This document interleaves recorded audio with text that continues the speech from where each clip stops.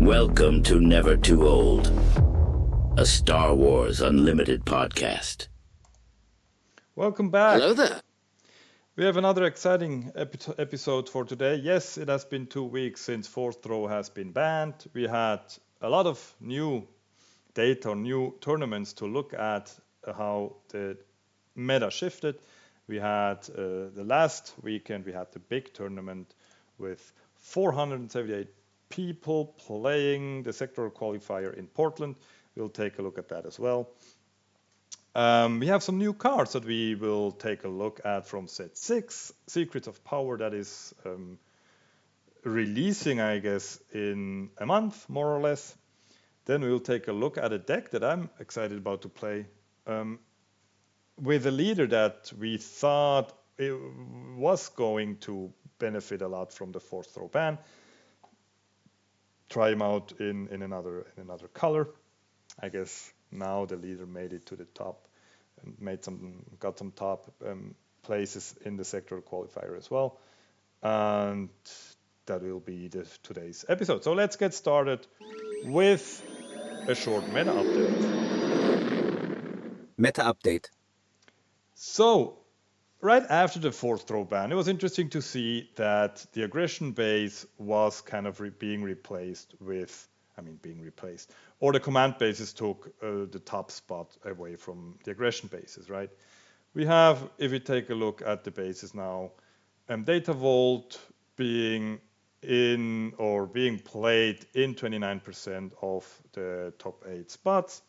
Then you have ECL 11.3%, normal vanilla green or command base 7% almost, and command force 4.5%. So that's 30, 40, and I guess another 50. So it's over 50%, I think, somewhere around 50% of all the top spots being played with a command base.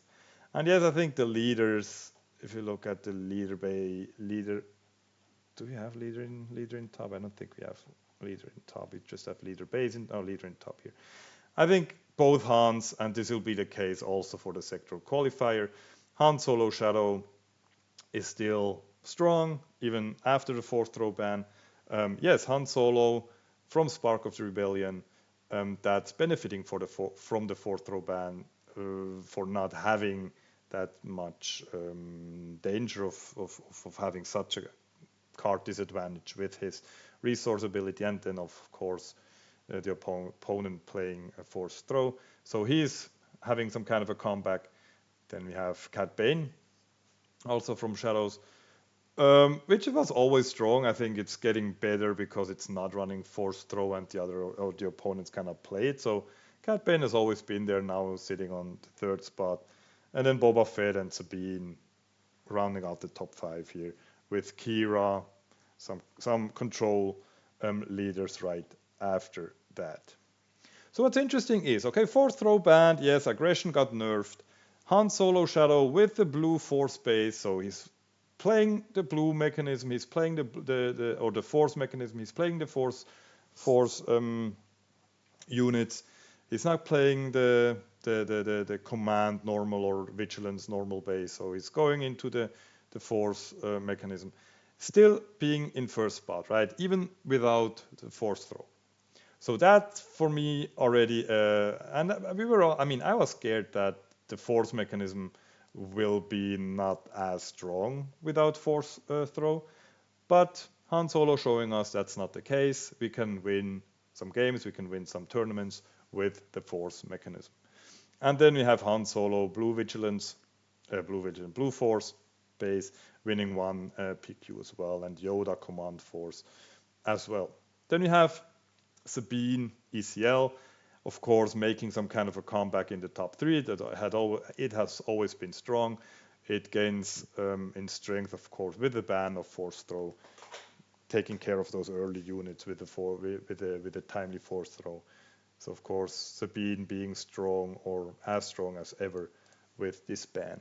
Then we have Kira, Data Vault, the card disadvantage that the Fourth Row can bring you, making a comeback as well. It has always been strong, especially with the Data Vault base, but also with ECL, I guess. It's a very solid base. has always been around, and Cad Bane, Tarkin Town, of course, as well. And one that's interesting, Emperor Palpatine, Cunning, of course, winning one PQ or one tournament, that being the sectoral qualifier in Portland, the big tournament, shows to me the meta is wide open. You can win with almost anything. You know, of course, yeah, we have 5, Han Solo, Blue Force being the strongest with 5 wins, but other than that, it's equally distributed among other decks. One thing that's interesting as well is this little dude. So Quinlan Vaz, who was so strong 3 weeks ago when Force Throw was still legal, and now he just makes 4 appearances in the top 8 spots, being 1.8%. And really, I don't think Quinlan Vaz without Force Throw is such a bad deck. I find your lack of faith disturbing. I still think he's strong. I still think, I mean, yes, of course he's weaker than with Force Throw, but this is, so is Han, right? So is Han Blue Vigilance, Blue Force, or Vigilance Force.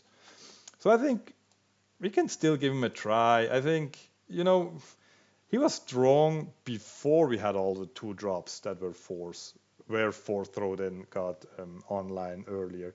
Of course, yeah, Force Throw is always good with him as a leader. You know, he deploys at 5. You can play Force Throw because the leader is also a Force unit. But still, I think he's still strong. Yes, of course, he's probably not the dude anymore where you're like the safest to win something. I mean, I guess Force Throw got him over that edge. But I think he's stronger than 4 appearances in the top 8. But what do I know? And then if we take a look, so we really see a command dominance. I mean, it is 50% of the bases, right? And then I guess a couple of leaders. I mean, you don't have that many command leaders, Palpatine and then Vader jump to Lightspeed, I guess. But we have really a command making a comeback with the nerf of aggression, of the Force Throw. But when we take a look at, and now I opened that already, take a look at the Portland Sectoral, we see 17 Vigilance bases in the top 64. And of course some Data Vault, 11 Data Vault, 6 command, 5 ECL and 3 normal command force. So I guess command is still in there, but Vigilance base having a strong appearance in this tournament. And what we see here, because in the meta before, in the PQs and stuff, Anakin Blue Force was not in there anymore, right? If we take a look, I think Anakin is not winning a PQ, and Anakin, I guess 7 appearances in the top 8 is not bad, but it's not as strong as it was before. Of course, Force Throw, but this is true, we remember, for the Han Solo deck as well. So Anakin making an appearance or taking 2nd place in the sectoral qualifier is a strong result. Then we have the Han Blue Force and Cad Bane Tarkin Town, I guess 3rd and 4th place. So 2 Force base decks in the top 4 in the sectoral qualifier is, in my opinion, a nice result for the meta. So Force mechanisms work, they work without Force Throw, and the 5th one actually with the Han Solo Blue Force as well, being 5th. So I think Force Throw really, the ban of Force Throw was I mean, it's sad for the card, of course, it was a fun card, but I think it was the most logical decision. I mean, I think a ban of Tarkin Town or a ban of what other aggression cards are in there, whatever you pick one. I think Force Throw was the right choice, and it made the meta, I feel like, more diverse. And I think an issue that has to be addressed are the 2 Hans on top, right? I think the first Han from Spark of Rebellion, really, like we said before, benefiting from the Force Throw ban, where you don't get this card disadvantage moments anymore because you're actually resourcing cards, and then the opponent, you have like not rarely 1 card in hand, and the opponent is just Force Throwing that one. So this being a strong comeback, 12 spots in the top 64. We'll take a look at that in just a second. And like we said before, in the current meta, Han Solo 2 Shadow being strong, especially with a Blue Force base as well. And then Cat Bane, we have some what's his face? Gar Saxon, yes, I forgot his name. We have Vader's, Kylo's, Anakin's, Kira. So it's I mean, except for those two Hans sitting on top, it's a quite even meta. So that Han Solo deck, without fourth throw, without the card disadvantage. Let's take a look. I think most people before the Galactic qualifier were playing it in green, and that's also the most appearances in the top 8 were Han Solo with green, right? Resourcing something, then playing Kelleran on 7 or whatever, or Home 1 on 7 or you name it. Some strong cards are in the command deck. Maybe you can take a look at something. You have the Blue Leader, the Falcons, of course, Kelleran Bex, Chewbacca, I guess, Obi-Wan Kenobi, the new Sentinel, U-Wing reinforces, resupply turn 1, and the usual suspects. And this is the deck that we are going to play today for towards the end.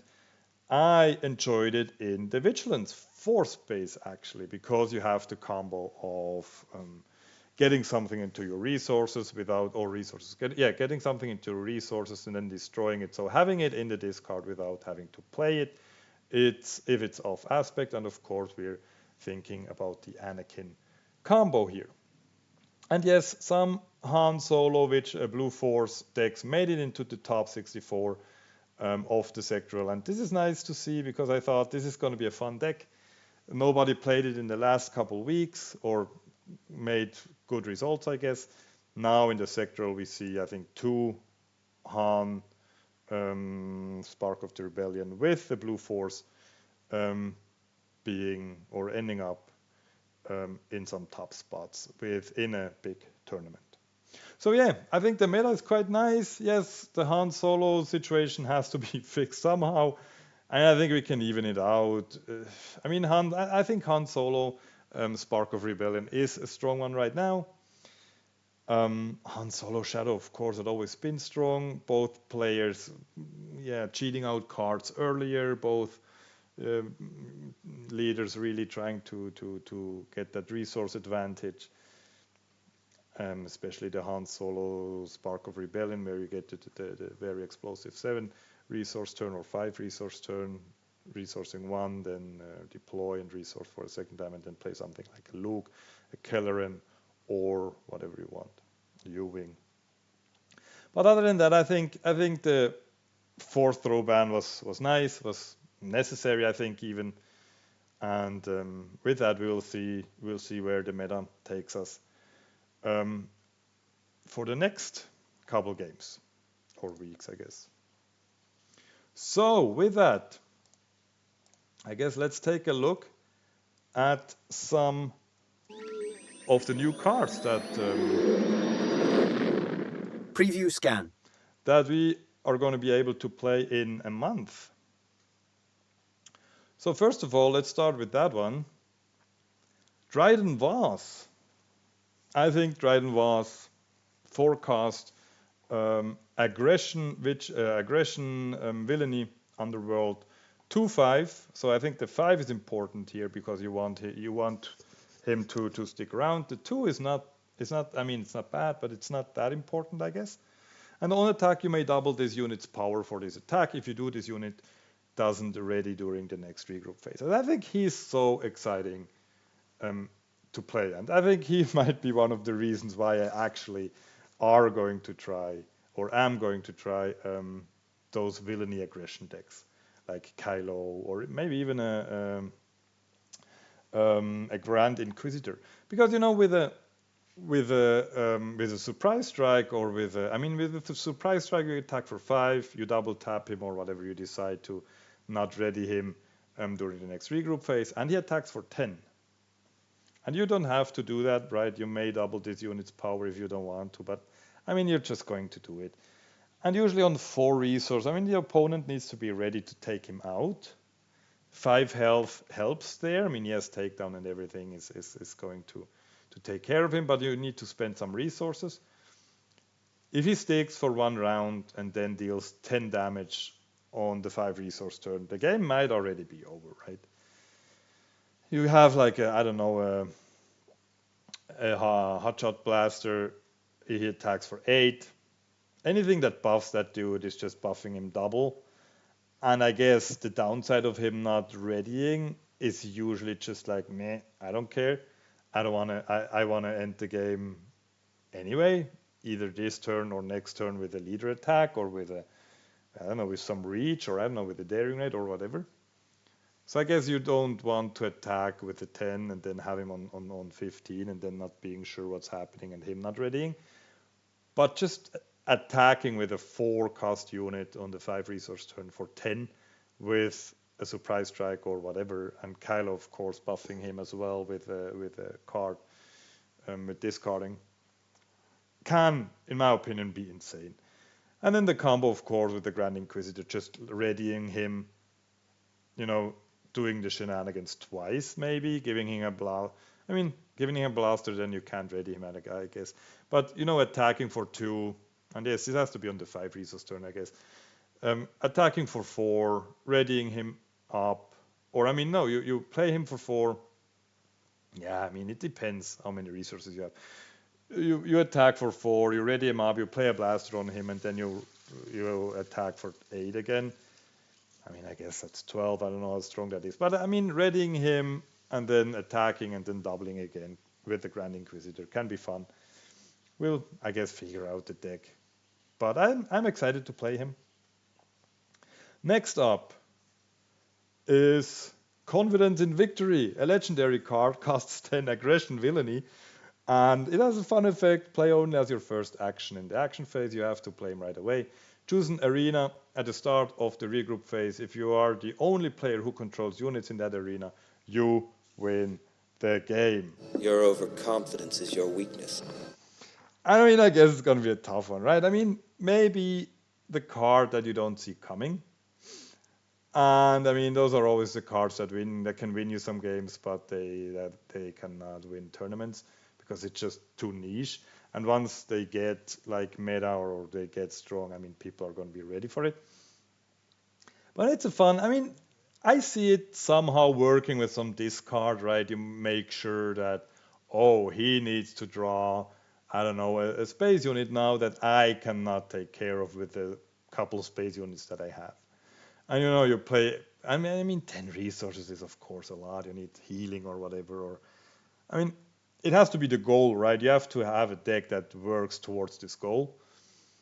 So you either want to be lonely or alone in an area and taking care of those units and heal some, but you also need to take care of the other arena. I mean, outmaneuver or whatever. There's enough cards that allow you to do this. It's a fun one. It's going to be tough to pull off, I think, but we'll see where it goes. Another non-legendary card that I'm excited but not quite sure where to fit in is Alexander Cullis. The Spectre Rebel, 7 cost, aggression, heroism, 6/6. I mean, the stat line is bad. I mean, bad. There are better 7 cost units. And I think the one ability, while you have the initiative, each other friendly unique unit gains raid 2. So you need to play him. You need to have initiative. You need to have other units around, and then they get raid 2. I don't think that's going to save you, but when played, deal 2 damage to each of up to 3 ground units may be interesting. And I'm thinking about, I don't know, a Tarkin Town, Daring Raid, Akbar Rebel deck, where you red 5, where you ping damage, and somehow like a maze deck, where you control for like, oh, a couple units have 2 damage, and it kind of sucks that it has to be ground units. If they're in space, like, he doesn't do anything. But you play him, you kill 3 ground units, and you have a 6/6 on the ground, and the other guy doesn't have anything. Maybe. I'm excited to try him out. I don't know if it's going to be strong. Up next, Darth Treya, And yes, there's a whole lot of buzz about that card. 3 cost Cunning, Villainy, 2/5 on attack. You may ready a non-unit leader. So you may ready Palpatine leader. I think this is going to be the most fun to try for me. You know, flip him multiple times, have a heroism unit dead, flip Palpatine, attack with this dude that survives long enough, I feel like, with 5 health for a 3 cost unit, and then play, I don't know, some kind of villainy card and flip him again. I think that sounds fun. Of course, Thrawn being a candidate, and of course the Grand Inquisitor endless infinity combo with the one card that just says this unit cannot die for not having any HP left, and then you ready the leader and ready this unit again, and so on. I don't know if that's going to be possible at some point. You can always just, I mean, if the opponent is out of resources, I guess you win. But you can always just, I don't know, intervene or do whatever. But I think it's an interesting card. I looked through the leaders. I feel like Palpatine for me is the most interesting to ready as a non-unit leader side. Thrawn, like we said, is interesting. But maybe also like pinging Mauls or other leaders that have some value in using their abilities. It's going to be an interesting one. And up last for me is Grand Admiral Thrawn unit, Imperial official, 7 cost Cunning, Villainy unit, 8/7. I think the stat line is fine. He's kind of like a Cat Bane. When played, an opponent may choose a non-leader unit they control. If they do, this unit captures that unit. If they don't, ready this unit. When defeated, a friendly unit captures an enemy non-leader unit in the same arena. I think it can be strong.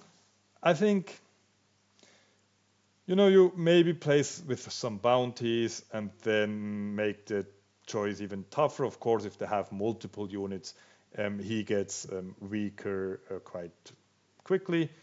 If the opponent has multiple units, I think Cat Bane unit is the way to go, of course.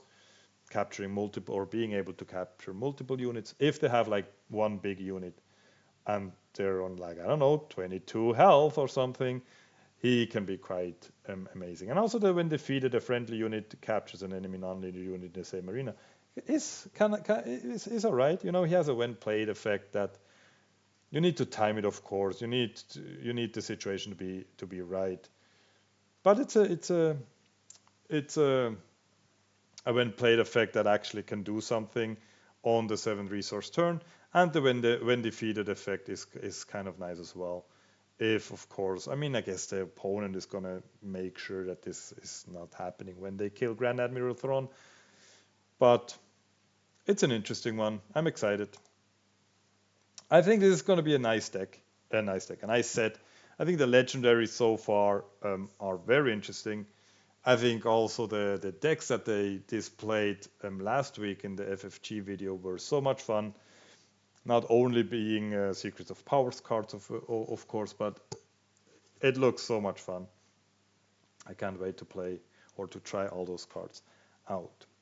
So anyway, with that, let's take a look at the deck for today. And like we said already, it's a deck. Deck tech. It's a deck that made it to some nice places in the sectoral qualifier, and that is Han Blue, Han 1, Spark of Rebellion, Blue Force deck. And I mean, it's straightforward. The goal is, of course, having Power of the Dark Side in the resources, then destroying it with the Han solo ability, going it to the discard, and then playing Anakin Skywalker on the 5 resource turn for 6, giving -3/-3 to 2 units, and then kind of winning the game this way. Other than that, I mean, we have the 2-drop Seattle and Secretive Sage. Other than that, we can ramp for Ezra Bridger, the Millennium Falcon, also for tech if we want to. We have Yoda in there to get us some healing or card draw, so we can draw some cards. Chirrut, of course, is fun in there with a 4 space. Kira is nice. I mean, other than that, it's pretty much straightforward. I like the 2 Qui-Gons in there. If we don't have the Luke on the 7 resource turn, we don't have the U-Wings like the command deck. But I mean, the goal really is power of the dark side into the resource. If we want to play it on the 5 resource turn, we can also play it. Usually it's expensive though. Then destroying the resource, getting it to the discard pile, and playing Anakin, and then follow it up with the Luke, I guess. I guess that's the plan. And I guess we should try it out. Battle deployment? A Gar Saxon. Hello there. Can be an interesting matchup. Let's see what we get. Play the Millennium Falcon turn 1, I guess. Let's just keep that. I guess it's not that bad. Kira or Chirrut. I guess we get another Luke, and I have to decide anyway. So I guess I'm going with the Chirrut, I guess. What about that ship? That one's garbage!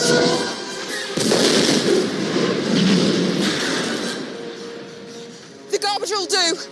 The garbage will do. I guess so, if you say so, Ray. So what did we have in the resource? What can we destroy? Play 1, get Kira, heroism card. Now the annoying thing is paying the Millennium Falcon. That kind of sucks. But him not having a turn 1 plays bad for him, of course, as well. I think I'm gonna pay and just resource the Rival's Fall. I can always just bounce it next turn, so I have something in hand. That's okay. Let's see what we have here. I never know if I mean, we cannot resource before knowing what's coming, right, with the Ezra. But if we had resource now, that would be great. But I guess I'm gonna discard it, I guess. I guess his healing is annoying. His healing is annoying.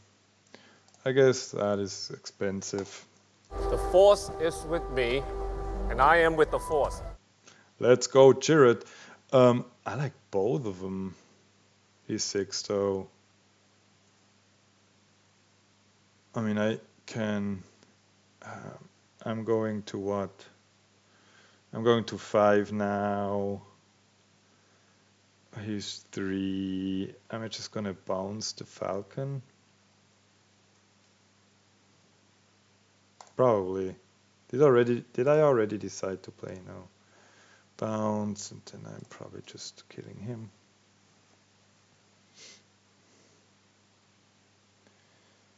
Could have also resourced the blaster, I guess. I don't know why. I mean, I can play the tech. I can still resource the blaster with Han. Chewbacca on there. Wow. Crazy. Let's see what's on top. Should we play that? Let's play it.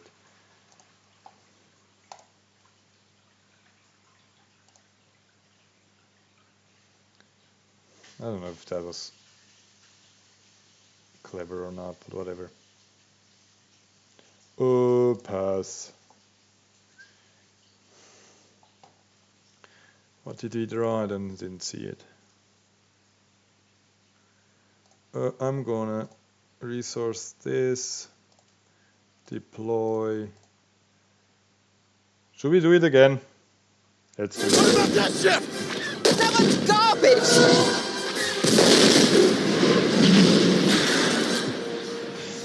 The garbage will do! The garbage does do, actually. I'm playing it now, or paying it now. Oh, whatever. Guess it's GG anyway. It's over, Anakin! I have the high ground! 9 damage, not bad, I guess. But I guess it's not enough. Your overconfidence is your weakness. I guess so. Let's go. I guess I can. GG. So we'll leave it at this. Just one game. With that, let's wrap up, I guess, today's episode. Final thoughts. Thank you, K2. Hey, I think, first of all, forced throw ban was the right choice. I think the meta is, I mean, the Han Solo situation has to be fixed at some point, I think. Maybe we can fix it ourselves. But whatever, I mean, new cards are coming out in a month. But I think it's a nice mix-up of the different decks. Not all of them are winning PQs. I think it's evenly distributed, especially the wins. Of course, yeah, the top 8 is some kind of Han Solo heavy right now. I think the new deck will be amazing. I think the legendaries in there. I think there's not one legendary that I'm kind of feeling disappointed about so far. Even the Andor legendary 2/2 casting 2. I like 2-cast legendaries. That makes sure that he survives for quite a bit. I mean, it's kind of underwhelming that it's a 2/2, but he sticks around. I mean, it's hard to kill him because he prevents all the damage, or the 2 damage. And Han Solo, I think also in Vigilance, and yes, we have seen it in the sectoral qualifier. I was 2 or 3 days late. Is a strong deck. We have known about this deck for a while, of course. People have made videos about this deck already. But after the forced throw ban, I think this deck is quite nice. I think we haven't played Anakin, sadly. We haven't played the Luke, sadly. But I think this deck can win some games. This deck can win some tournaments. And with that, I wish you a nice week and see you next week when it's time for another weekly podcast. Take care, guys. Bye-bye.